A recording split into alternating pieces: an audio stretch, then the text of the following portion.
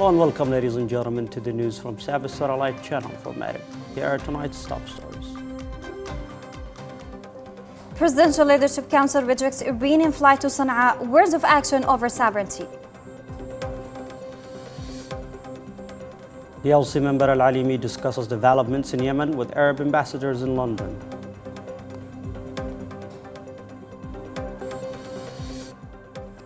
Ministry of Transport rejects attempts to impose Iranian flight to Sana'a airport.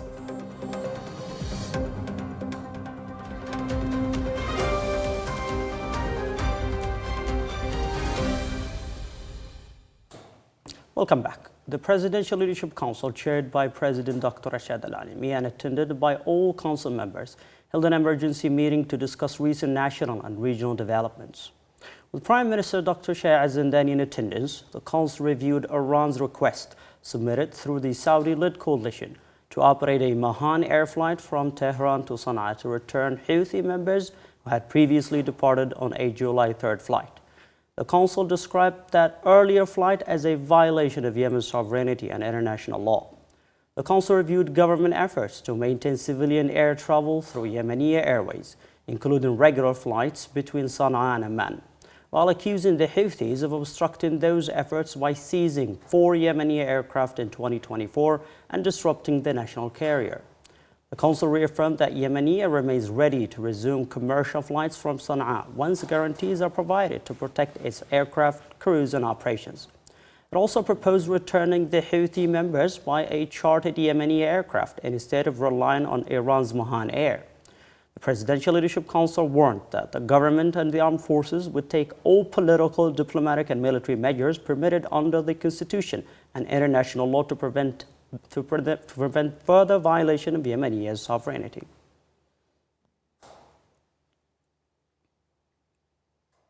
Presidential Leadership Council member Dr. Abdullah Al-Alimi says Yemen's internationally recognized government has requested an emergency United Nations Security Council session in the coming days to address Houthi violations and alleged Iranian breaches of Yemen's sovereignty, expressing confidence that the international community will issue a clear condemnation. In an interview with Al-Hadath TV, Al-Alimi called on the international community to support the Presidential Leadership Council and the government in restoring state authority and ensuring the state's exclusive control over weapons. He said any peace agreement that doesn't restore state institutions and full agreement or government control over Yemen's airspace and airports would remain fragile and risk triggering future conflicts. Al-Alimi also said the government and the armed forces are prepared to pursue all available options, including military measures if necessary, to protect Yemen's sovereignty and prevent the Houthi militias from exploiting the country's humanitarian and economic crisis to advance Iran's regional agenda. He described the operation of an Iranian Mahan air flight to Sana'a airport as a serious violation of Yemen's sovereignty, urging that replacing the national carrier Yemeni Airways with an Iranian airline reflects the militia's alignment with external interests. Al-Alimi also condemned the Houthis for preventing an international committee of the Red Cross aircraft from reaching Sana'a and postponing the planned prisoner exchange, accusing the group of delaying agreements and exploiting the suffering of detainees and their families. Presidential Leadership Council member Abdullah Al-Alimi met Arab ambassadors accredited to the United Kingdom at the Arab League mission in London to discuss political, security, economic and humanitarian developments in Yemen. Al-Alimi briefed the ambassadors on the Presidential Leadership Council's efforts to strengthen state institutions, improve public services and advance a just, comprehensive and sustainable peace based on agreed national, regional and international references. He said Yemen's future is inseparable from the security of the Arab world, and restoring Yemen's state institutions is not only a Yemeni priority, but a shared Arab interest. As a staple, Yemen strengthens regional security and safeguards the Red Sea and its vital maritime routes. The PLC member reaffirmed the government's commitment to peace while accusing the Iran-backed Houthi militia of obstructing political initiatives, exploiting ceasefires to rebuild its military capabilities, and threatening regional security and international shipping. He also called for stronger Arab diplomatic coordination to confront shared regional challenges and praised the continued support of Arab countries, particularly Saudi Arabia, for Yemen's recovery and state institutions. The meeting concluded with an exchange of views on regional issues, while Arab ambassadors reaffirmed their support for Yemen's Presidential Leadership Council, the government, and efforts to achieve lasting peace and stability.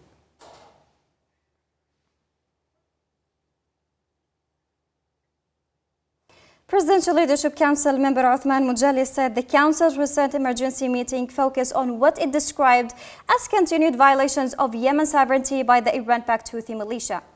In an interview with Al Arabiya, Mujali said the Yemeni government rejects attempts to operate flights by Iran-sanctioned Mahan Air under what he called the false pretext of humanitarian relief. He stressed that Sana'a International Airport is not under blockade, saying the government has consistently supported humanitarian flights for pilgrims, patients, students, and civilians through Yemeni airways. Mujali accused the Houthis of seizing for Yemeni aircraft and withholding nearly $120 million belonging to the national carrier, preventing it from expanding its fleet and serving the public. He said the government remains ready to resume flights between Sana'a and Amman, provided the aeronautical guarantees to protect aircraft and crews from seizure or attack. Mujali also accused the Houthis of using the aviation use and divert attention from internal challenges, including abated salaries and growing interest in areas under their control. He concluded by saying Yemen's armed forces remain fully prepared to defend the country's sovereignty and that any future United Nations-backed peace process must reflect current readiness and stronger conditions.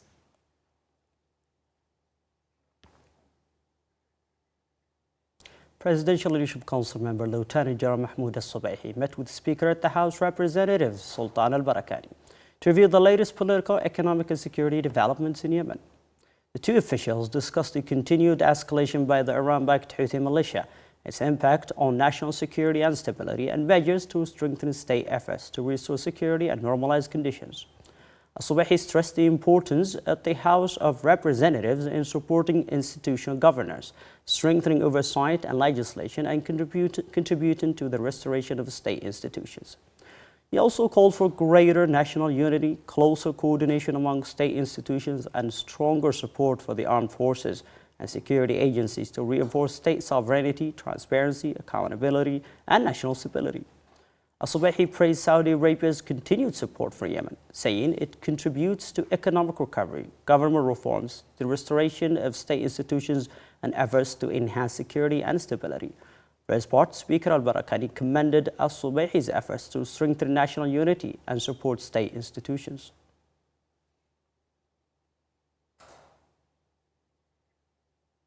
Transport Ministry has rejected attempts to operate Iranian or other foreign flights to Sana'a International Airport outside the legal authority of the international recognized government. In a statement issued from Aden, the ministry said an international flights to or from Sana'a must be authorized through Yemen's competent authorities and comply with national laws and international civil aviation organization regulations.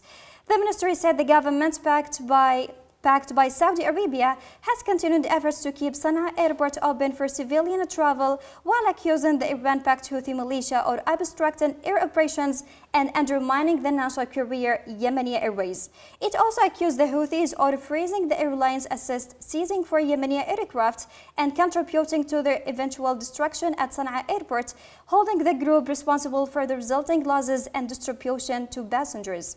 The ministry called on the United Nations and international civil aviation organizations to help protect Yemeni Airways, ensuring the lawful management of Sana'a Airport and prevent the use of civil aviation for political purposes. It added that the government remains committed to expanding Yemeni's operations through Sana'a and other airports while safeguarding Yemen's sovereignty and the rights of its citizens.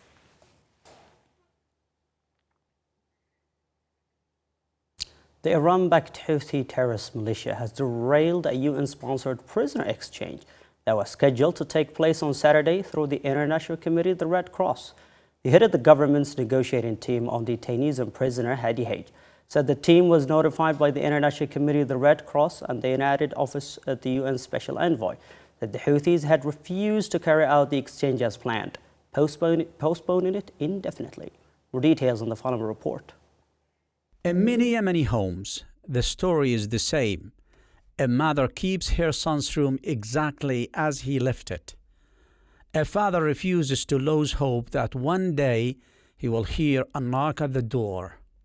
A wife hides her tears from children who ask every day, "When is Dad coming home?" Years of separation have left deep scars, but they have not extinguished the hope of thousands of families longing to be reunited with their loved ones. Many had hoped this long-awaited day would finally bring joyful reunions and close one of the most painful chapters of the conflict. Families believed their years of waiting were coming to an end, but that hope was shattered after the Houthi terrorist militia blocked efforts to complete a detainee and abductee exchange agreement that was scheduled to take place under the auspices of the United Nations and with the participation of the International Committee of the Red Cross, in accordance with the agreement signed between the Yemeni government and the Houthi militia. While the Yemeni government had completed all necessary arrangements and procedures to implement the exchange, the government's negotiation team on detainees and prisoners received official notification from the International Committee of the Red Cross and the Office of the United Nations Special Envoy for Yemen that the Houthi militia had refused to carry out the exchange on the agreed date, postponing it indefinitely. Hadi H., head of the government's negotiation team, said the government had shown flexibility in addressing every obstacle imposed by the militia in an effort to ensure the agreement's success and reunite detainees with their families. However, he said the militia once again chose to obstruct the deal and derail a long-awaited humanitarian opportunity. H held the Houthi terrorist militia fully responsible for the collapse of the exchange, saying the latest developments confirm its continued use of detainees and abductees as a tool for political, military, and economic extortion, with little regard for the suffering of thousands of families who had been preparing to welcome home loved ones after years of separation and uncertainty. Once again, thousands of families are left waiting. Packed bags remain unopened. Empty rooms stay untouched, and hopes of reunion are postponed indefinitely. As detainees remain separated from their loved ones, the humanitarian suffering continues, held hostage by a decision that denies families one of the most basic human rights, the right to be reunited.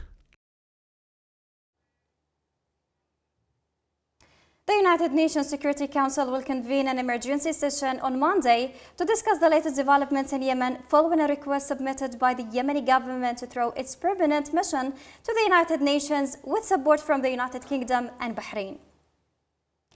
The meeting is expected to address the political and security situation, alleged violations by the Iran-backed Houthi terrorist militia, and what the government describes as Iranian breaches of Yemen's sovereignty, including attempts to operate flights to Sana'a airport outside internationally recognized legal frameworks. Council members are also expected to discuss the continued threats to international shipping and their implications for regional security and stability. The session will further examine ways to strengthen international support for Yemen's internationally recognized government, safeguard the country's sovereignty, support efforts to restore state institutions, and advance the political process in line with agreed references, including United Nations Security Council Resolution 2216. That was the news bulletin from SABA Satellite Channel from Arab. Thank you for watching and have a good time. Have a good time.